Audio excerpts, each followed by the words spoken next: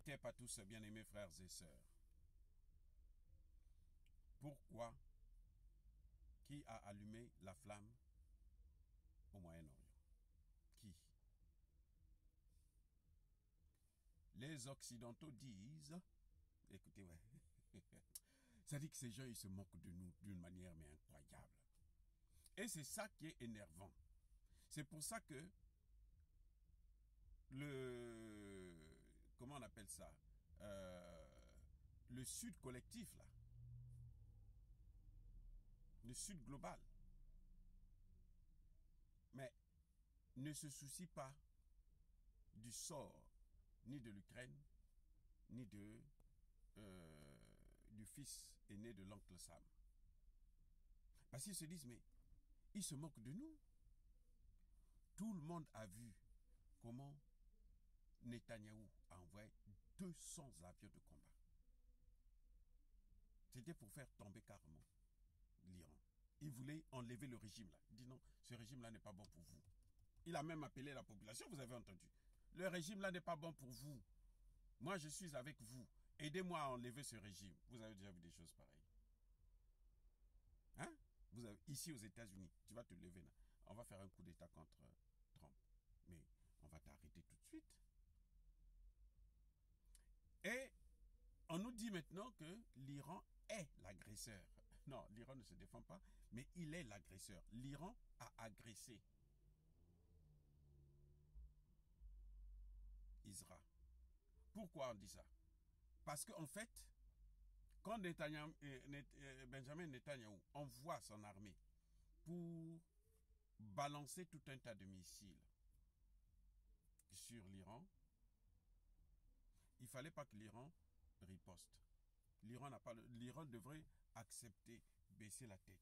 Les amis, je ne sais pas si vous avez vu la vidéo où l'ambassadeur, le représentant de la Palestine à l'ONU pleurait. Quand un homme à cet âge pleure, ça ne vous apporte pas la chance. Hein? Vous croyez que non? Oh, on a gagné, vous voyez comment on est en train de le faire pleurer. On est content. Il est en train de pleurer là. C'est les pleurs là. C'est ça qui apporte la malchance. Et mamé. Les amis, ça c'est la haute spiritualité. Les larmes d'un homme qui coule devant le monde entier comme ça. Parce que son peuple est meurtri pour rien. Il n'a rien fait. Ils ont accueilli les autres. Ils les ont accueillis. La Turquie a dévoilé tout. Ils les ont accueillis. Ils avaient 5%. Aujourd'hui, ils ont 90% du territoire. Et puis on est en train de les chasser. Ils pleurent, disent, mais pourquoi vous nous faites ça? Ces pleurs-là, ça n'apporte jamais la chance. Ça n'apporte jamais le bonheur. Maintenant, vous pouvez frapper 1 jour, 2 jours, 1 an, 10 ans, 50 ans, 60 ans. Ça fait longtemps que ça a commencé. Hein? On fait que frapper, frapper, frapper, frapper. Ah bon, ok, d'accord. Vous savez quoi? Un jour, Dieu va dire, arrêtez avec ça. Dieu lui-même va s'utiliser quelqu'un qui va venir vous arrêter.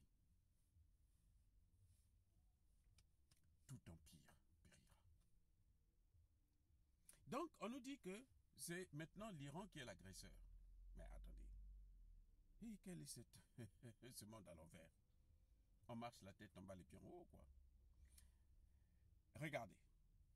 L'Iran dit que, plutôt, Netanyahou et ses alliés, et la France et autres, ils disent que, mais l'Iran était prêt à fabriquer l'arme en question.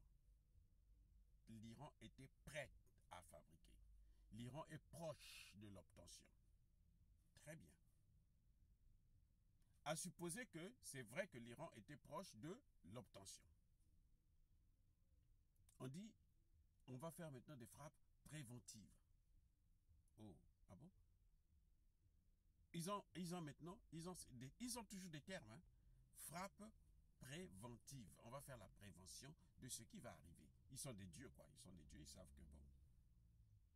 Et il y en a un qui me dit non, le chef de l'Agence internationale à l'énergie atomique a confirmé que non, l'Iran est proche. Mais le chef en question, il travaille pour les Occidentaux. Même parfois on met un arabe là. C'est un arabe qui travaille pour les Occidentaux. Vous ne voyez pas en Afrique, la CEDEAO, c'est quoi? Mais ils travaillent pour les Occidentaux. C'est des gens comme ça. On dit non, c'est une institution ouest-africaine qui a décidé. Mais c'est l'Occident qui a décidé à leur place. Bref, même si c'est l'ONU, le secrétaire général de l'ONU aujourd'hui est épinglé par la Russie. Que non, regardez, c'est un sorcier. Le secrétaire général de l'ONU. Bref, ils disent, nous, on va faire des frappes préventives. Donc, vous allez taper quelqu'un parce que vous pensez que lui, il va vous agresser demain. Parce que vous pensez sur ses intentions de vous frapper demain. En Irak, on nous a dit qu'il y avait des armes. Non? Ils sont partis, ils ont trouvé une seule? Non, rien. Vous voyez? Donc, c'est le banditisme international étatique. C'est le gangstérisme étatique. Ok, nous allons faire des frappes de prévention. Ils appellent ça frappe préventive. C'est basé sur quel article de droit international? Quel est le texte qui vous donne le droit de mener des frappes de prévention? Sur l'intention que quelqu'un peut avoir, qu'un pays peut avoir. Sur quoi un pays démocratique? Le président iranien est élu démocratiquement. Vous faites des frappes de... Qui vous a mandaté? Qui vous a dit le seul organisme au monde qui peut donner l'autorisation à aller frapper un autre pays, c'est le Conseil de sécurité de l'ONU. Eux, ils ne respectent pas le Conseil de sécurité de l'ONU. Ils s'en fichent de ça. Le Conseil de sécurité de l'ONU, c'est des formalités. Quand ils viennent là, bon, écoutez, en Libye, le Conseil de sécurité de l'ONU a donné un petit pouvoir. Ils ont créé le grand. C'est-à-dire que le Conseil de sécurité leur dit protéger le ciel de Benghazi, c'est tout. Ils sont venus, au lieu même de protéger la Libye, ils ont détruit tout le pays.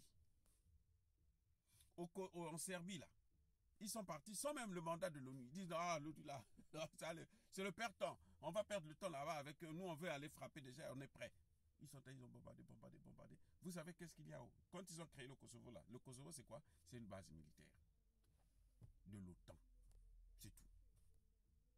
Donc, il n'y a pas, c'est-à-dire que c'est la jungle. Il n'y a pas de règles pour pouvoir. C'est pour ça que vous voyez des pays se dire que non, nous aussi, nous devons avoir cette arme-là.